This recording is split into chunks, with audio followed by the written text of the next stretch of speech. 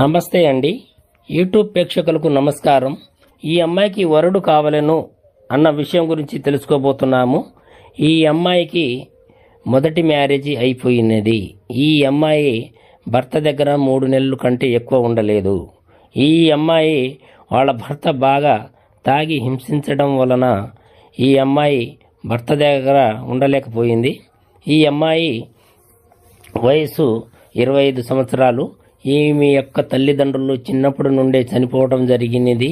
ఈ తర్వాత ఈ బాబాయ్ దగ్గర ఉండి ఈ అమ్మాయికి ఆస్తి 3 ఎకరాలు ఉంటుంది.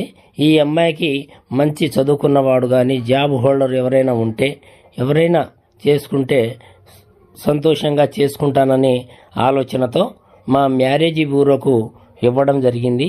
ఈ అమ్మాయి 10th క్లాస్ దాకా చదువుకున్నది. ఈ అమ్మాయి యొక్క వయసు 25 సంవత్సరాలు. ఈ అమ్మాయి మంచివాడు ఎవరైనా ఉంటే చేసుకుంటాననే ఆలోచనతో మా మ్యారేజీ బ్యూరో తెలుగులో ఐడికి